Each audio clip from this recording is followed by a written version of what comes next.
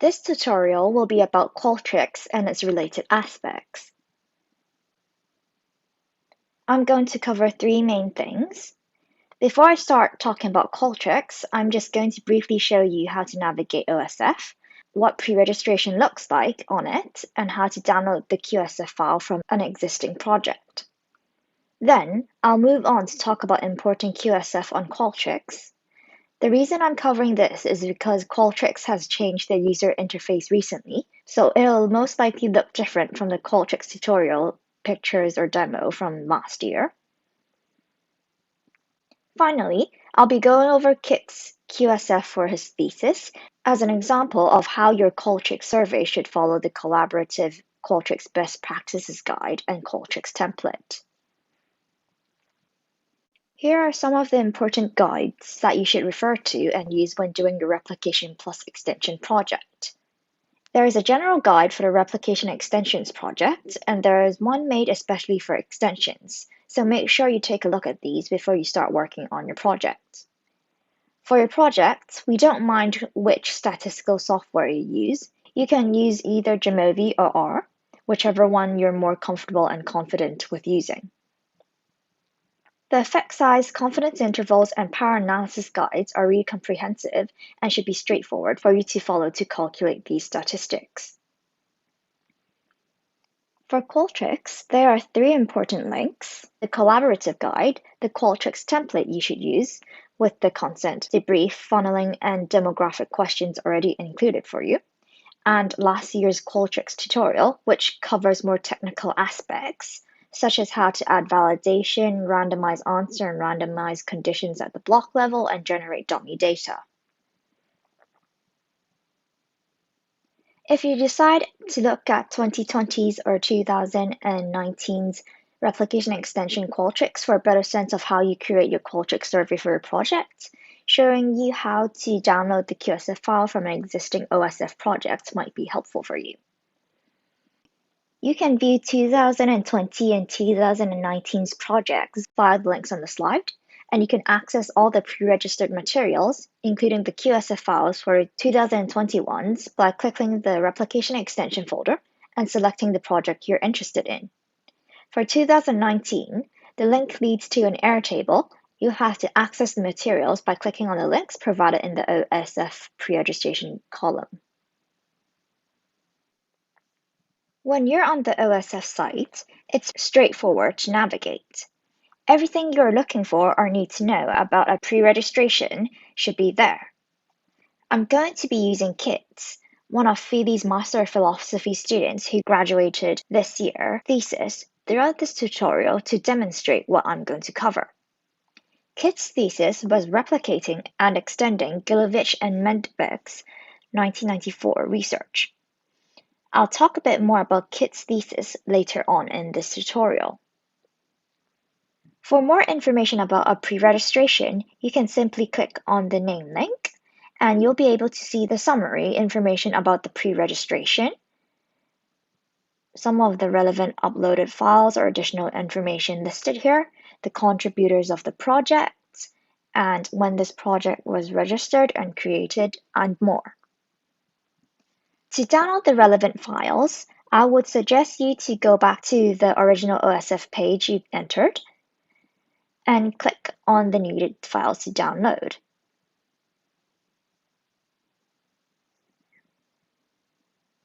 And here are the listed files available to download for the pre-registration. Alternatively, if you're already in the OSF registration site indicating the summary and the additional information, you can click on a random file provided in the Add Supplementary Files or Additional Information. And it will also bring you to that project's repository with all the files uploaded. And you can select it from there. Qualtrics files end with a .qsf.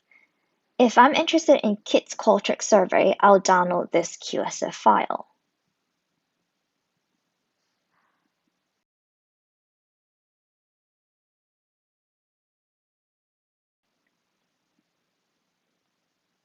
To create a new survey or import a QSF file, Go to the Navigation tab, the one with the 3 stripes right next to the exam label. Click on Projects. This should bring you to a new page. At the top of the page, you'll see a Create Project button in blue near the top right. Click on that. It should then bring you to this page. As mentioned in the other Qualtrics tutorial, make sure you name your project, include the original article's author's names, followed by the article year and the phenomenon. If there's enough space, include the study numbers being replicated. It should be pretty straightforward afterwards. Just select Import a QSF file and upload our course's Qualtrics template. This is really important. Please make sure that you signed up for Qualtrics HKU licensed account and not a non-licensed account. The HKU licensed accounts will provide you or give you more access to more functions. To check if your account is licensed under HKU, once you've signed in, go to the top right and click on the circle with your first name initial. Under your name, it should specify HKU. If it isn't, the account you're using isn't licensed under HKU, please sign up for the HKU licensed Qualtrics version. I'm now going to demonstrate importing Kit's QSF file. Make sure to log into HKU Qualtrics first. Go to the Navigation tab, select Projects, and Create New Project. Select Survey here, Create from Scratch, and click Get Started. And name the project. I'm just going to name this Kit's Thesis Survey. You should remember to name your survey appropriately, as mentioned before. And click Import a QSF file, choose File,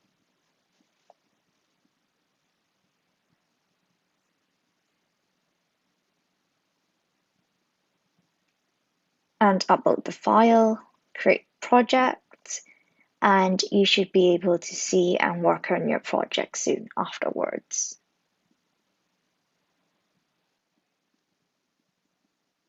I'm now going to go over Kit's QSF file as an example for your Qualtrics project.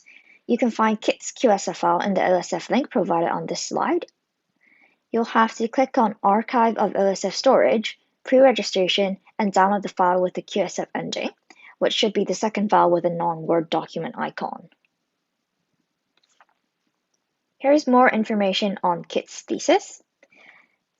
Studies 1A, 3, 4, and 5 of Gilovic and Medvic's 1994 research about the temporal pattern and the experience of regret was replicated for his thesis. I'm not going to go in depth about why studies 1B and 2 aren't replicated. You can read Kit's thesis if you would like to know more. But generally, 1B wasn't replicated because it's very similar to study 5, with study 5 being more comprehensive.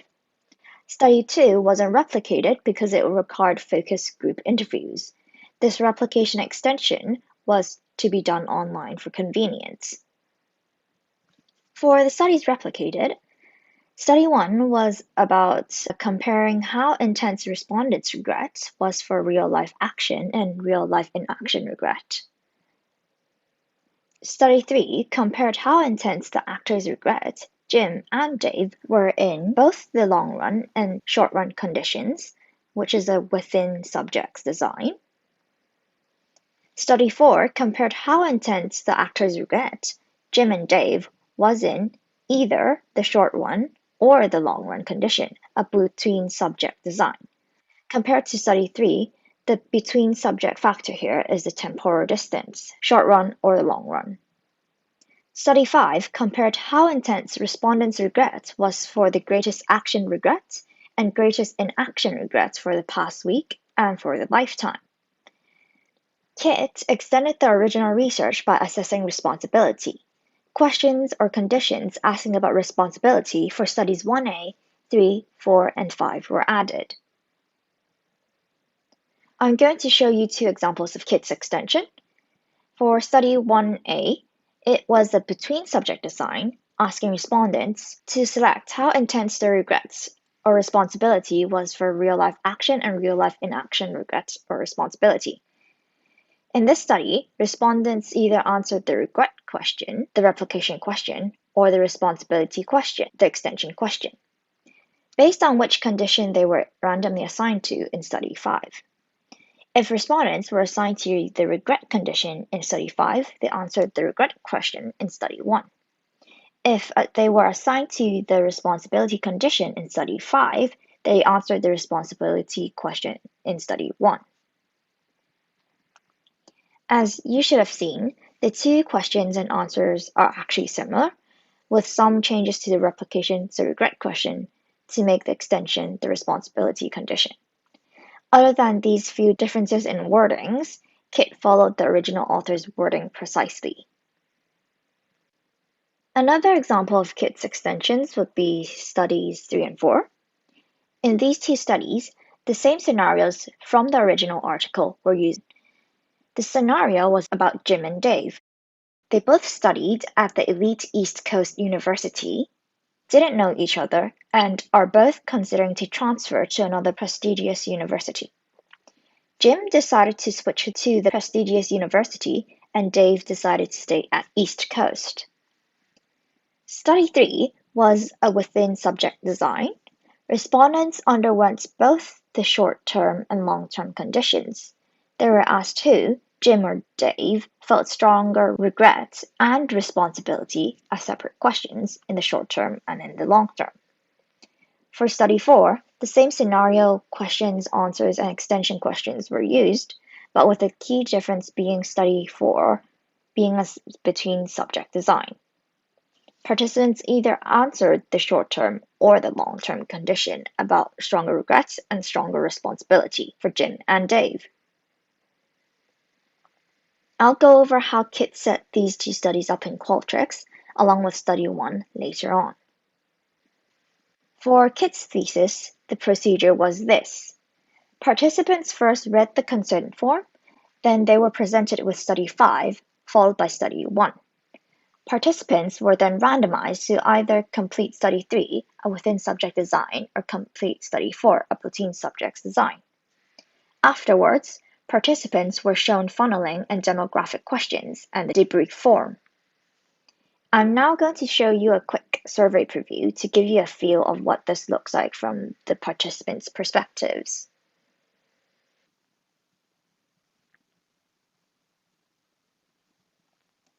This is how the survey will look like to respondents. This is the web version and this is the mobile version. And on the first page, you'll see that there's a consent form, followed by the relevant information.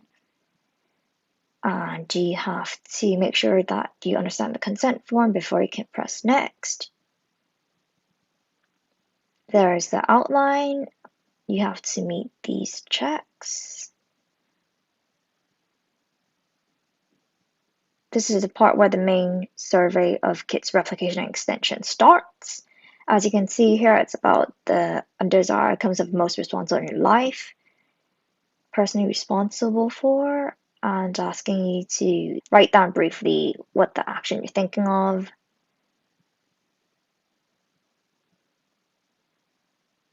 And you to select the answers.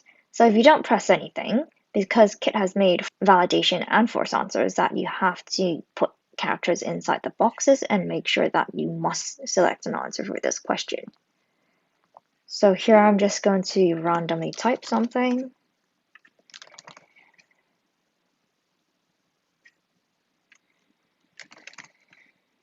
And press next.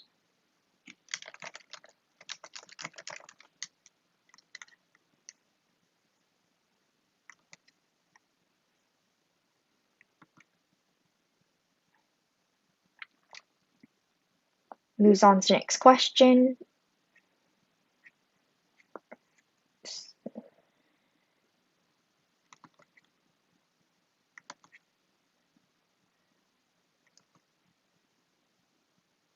This is the study 1 question, so I'll just randomly choose one and press next. And asking you to evaluate regret. So this one is asking both the long one and a short one, so that means we've been randomized to study 3. So just randomly choose one.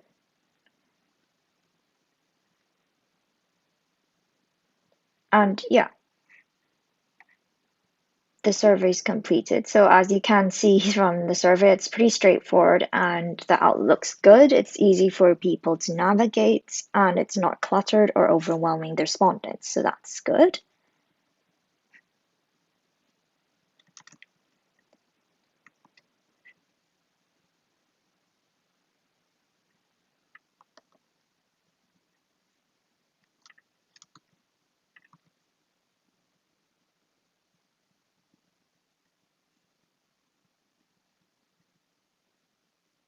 And here's the debrief form.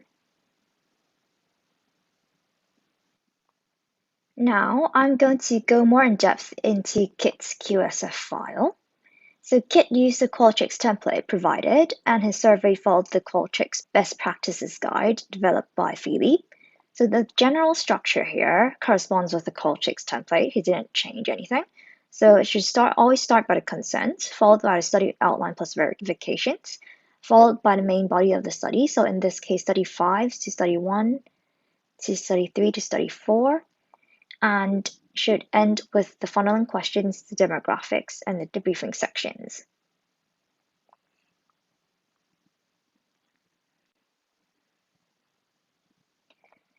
Block names. For example, study 5, greatest regret entire life, and greatest regret past week.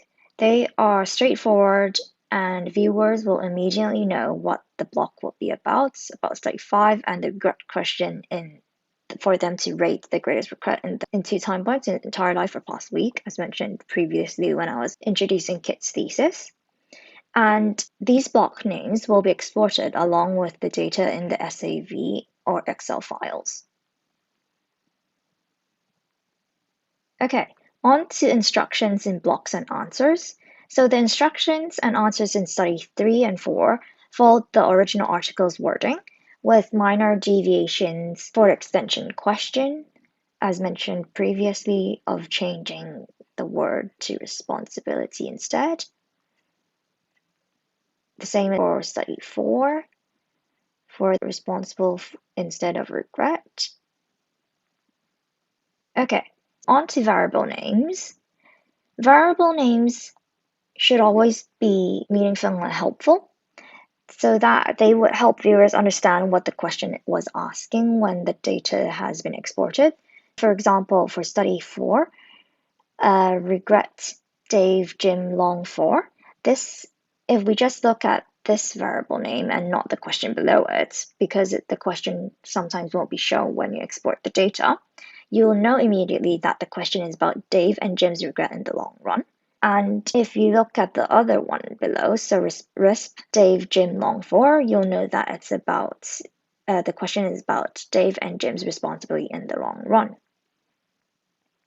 And about recoding, this symbol indicates that the values have been recoded. As you can see here, Dave, who stayed, has been recoded to 1, and Jim, who transferred, has been recoded to 2. Recoding is important as Qualtrics by default assigns the first answer code to be 1 and the second answer code to be 2 and so on in a sequential order. If you add, for example, an 8th answer and move this answer between the first and second answers, the 8th answer's code will remain as 8. Always check and recode your values to make sure that they follow the correct scale answer of your replication and are in sequential order. So let me just show you really quickly. Let me add more choices. And let's say I want to move the 7th choice up here. And when you click recode values, you'll see that it's not in sequential order. So make sure you remember to check the recoding of values. On to randomization.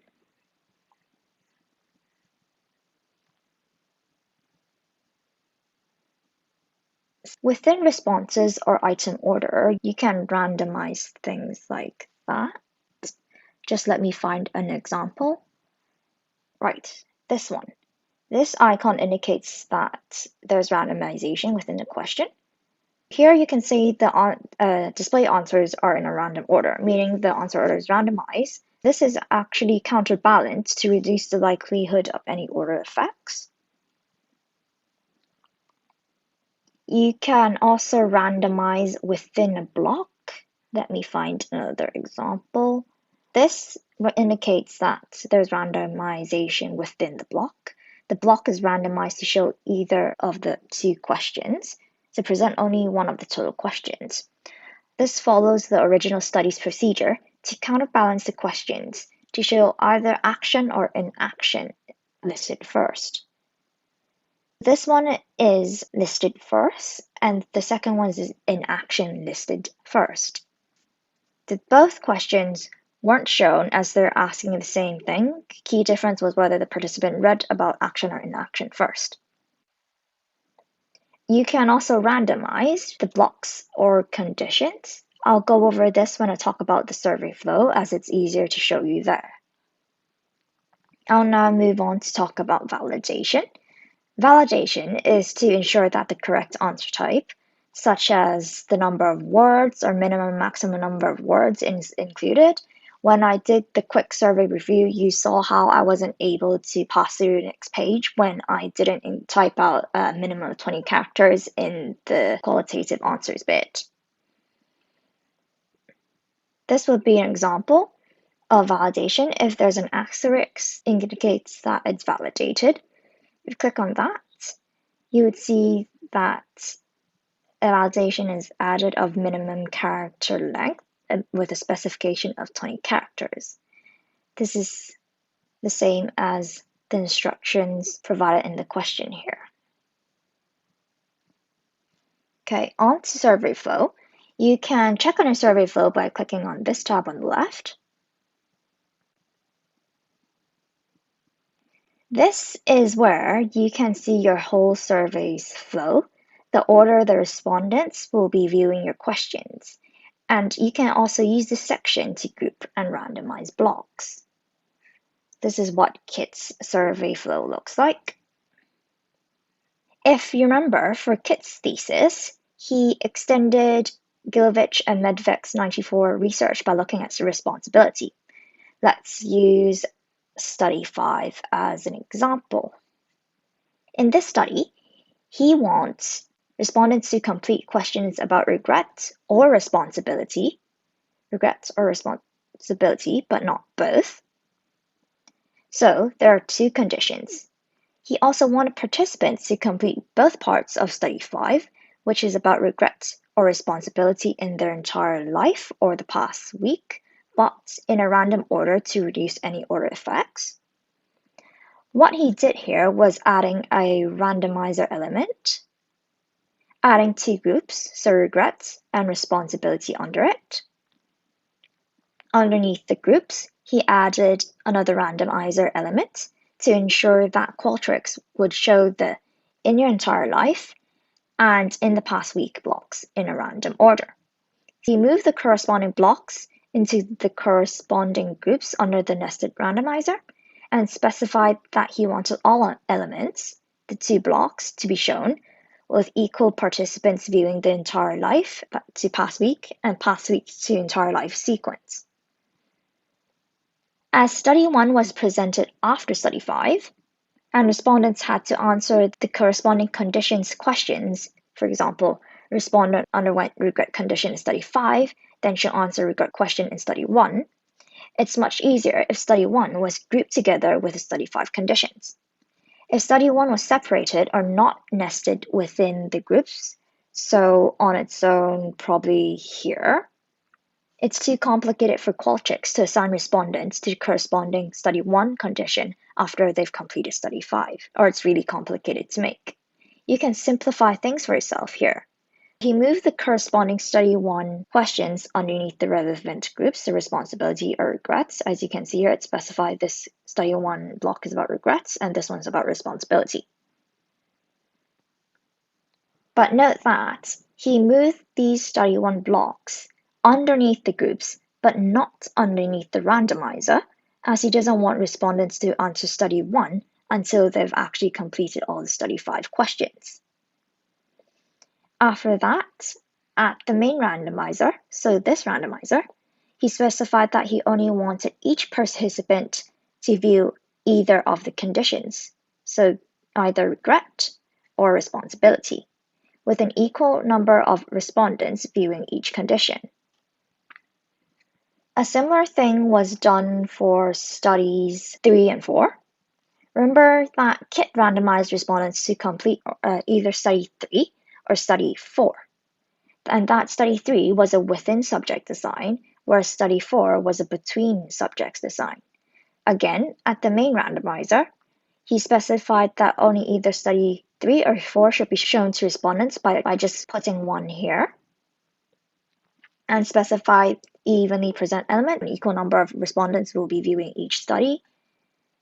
He then added a nested randomizer for study 4, specified only one study 4 condition should be shown, so long-term or short-term, and again with an equal number of respondents viewing each study 4 condition, and move the relevant blocks underneath this randomizer to ensure that a between subject design will be followed. Once you're done completing your survey, you should always check whether the question displays are proper by previewing your questions. You can do this by going to the relevant question and clicking on the ellipsis and clicking on Preview Question. You should also check whether the block randomization works by previewing the block conditions. This can be done by going to the block level and clicking on the ellipsis and selecting Preview Block. You should additionally ensure that the survey flow works by previewing the overall survey. This can be done by clicking on the Preview button near the top right. We recommend you to do the previews in this order, so question, block, followed by survey, as going straight to the survey preview could potentially overwhelm you if there are a lot of errors or things not working the way you want. It's better to start systematically at the smaller parts first. After everything works fine for your survey, you'll have to generate a random dataset. I'll show you how to generate a random dataset. To do so, you'll have to go to Tools, Generate Test Responses, and let's say generate 1,000. Usually, Qualtrics generates a lot of blank dummy data, i.e. not passing the verification checks or not answering all the questions. Note that forced responses won't work when generating dummy data. Generating 1,000 will more likely give you more dummy data that has completed the whole survey. And note that it'll take some time for Qualtrics to generate this number of dummy data.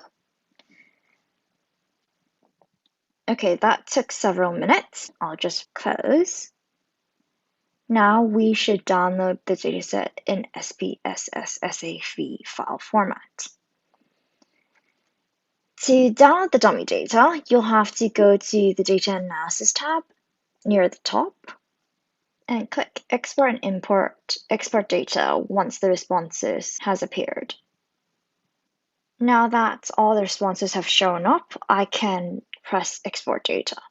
There are a total of 1,100 recorded responses because I kind of did the survey first time when I was previewing the survey for you.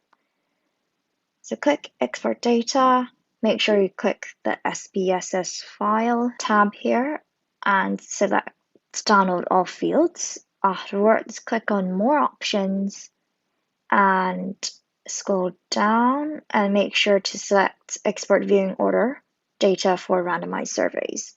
This is important.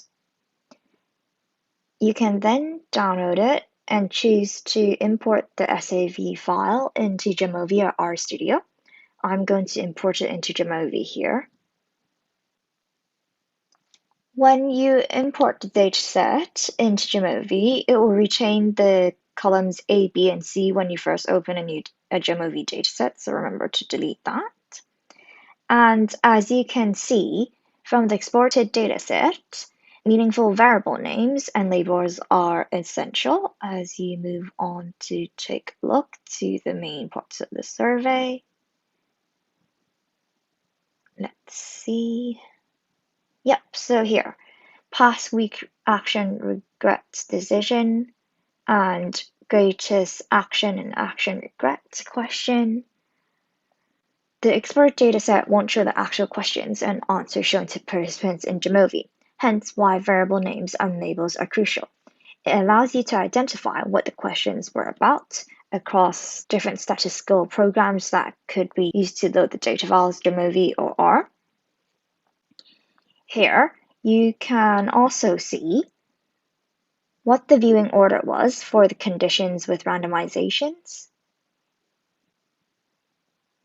Let's go to near the end. That's where the randomization flows will show up. I think, let's see. Okay, let's find a dummy data participant that has completed most questions. Okay, row 64, dummy data participant 64. This particular dummy participant was randomly assigned to the regret condition for study 5 and viewed the question about the greatest regret in their entire life first, followed by the past week. If you go to the study 5's responsibility condition columns, so these two, you'll see that it's empty. For the randomizations between study 3 and 4, if we move on, right, it seems like this dummy participant was randomized to the study 4 long-term condition. And if you move further on, you would see that for this between subject study 4 long-term condition, this participant viewed the description, so the scenario first, followed by the question about who would feel more responsible for their decision in the long run, and finally the question about who would feel more regret for the decision in the long run. I'll now go over briefly Kit's pre-registration cleaned random datasets and the code he wrote to analyze that. Here's Kit's random dataset, and if you take a look at all the variables, let's see, let me find an example. This one, it's good that he defined what the values / levels meant for the questions, for example, past week, act in aggregate for ease of understanding. In Qualtrics, change biggest regret of action was coded as 2, and change biggest reactive inaction was coded as 1. If you remember, when I was showing the raw dummy data I generated, all the data for the main survey answers were numbers, so 1, 2, 3, or just 1, 2. In his pre-registration dataset, he renamed the values level 1 and level 2 to correspond with the survey answers. If you look at this column also, he recoded the values along with the study 3 and study 4 conditions. If you look here for study 4, which was a between subject design, these 4 columns are the most important. If there are answers in these 2 columns, it meant that the dummy participant did the long-term condition. And if there are answers in these 2 conditions, it means the dummy data participant did the short-term condition. To analyze this between subject design of study 4, Kit had to collate the frequency of times action Jim, who transferred, and inaction Dave, who stayed, were selected for the long-term and the short-term conditions. Sometimes, for some between subject designs, you might have to combine data from a view columns into a new column for your needed analysis. Here, Kit didn't need to. If you take a look at Kit's R Markdown file, for study 4,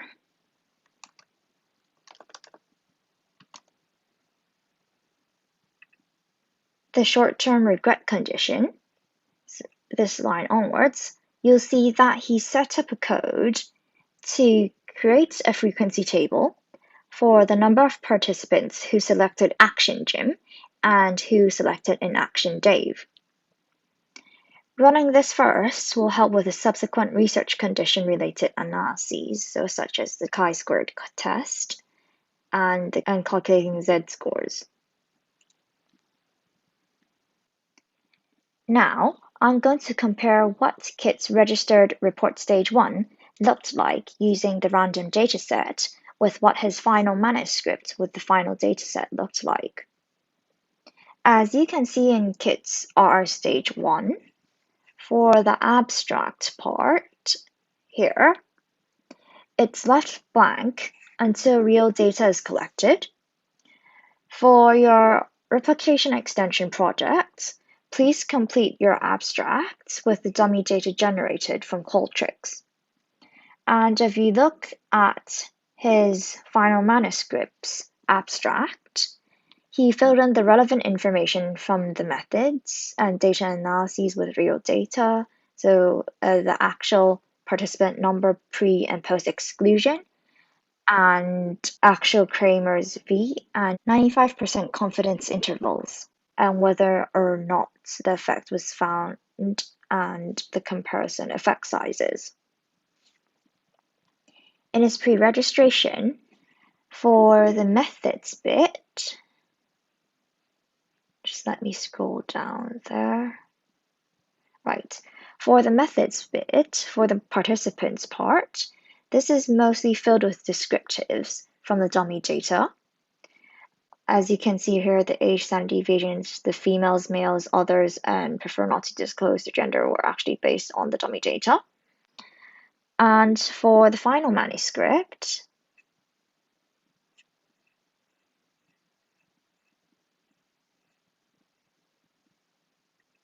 right, this part, the actual total participants and the actual sample size were included along with the descriptives and how many participants dropped out or were excluded from analyses based on real data. For the results section in the pre-registration, let me find it.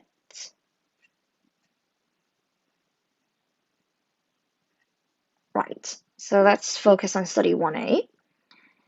Here, he included the relevant inferential statistics generated from the dummy data. So for example, the z-score, the chi-squared goodness of fit, Kramer's V, and the 95% confidence intervals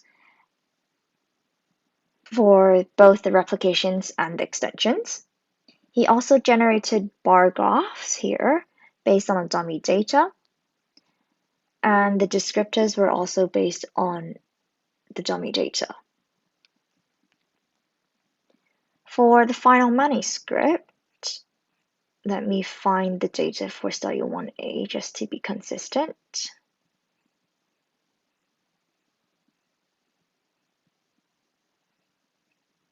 Right. Here, the same relevant information was added, so the z-score followed by chi-squared test, the Kramer's V, and the 95% CIs. But he also included the actual proportion split for those who chose stronger regret for actions and those who chose stronger regret for inactions.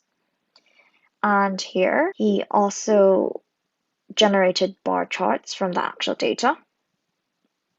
Generally, for the registered report stage 1, you can think of the analyses computed from the dummy data as placeholders for now, until data from real participants have been collected and analyzed. Once you have the actual data, you can include the correct values back in. And this is the end of the tutorial.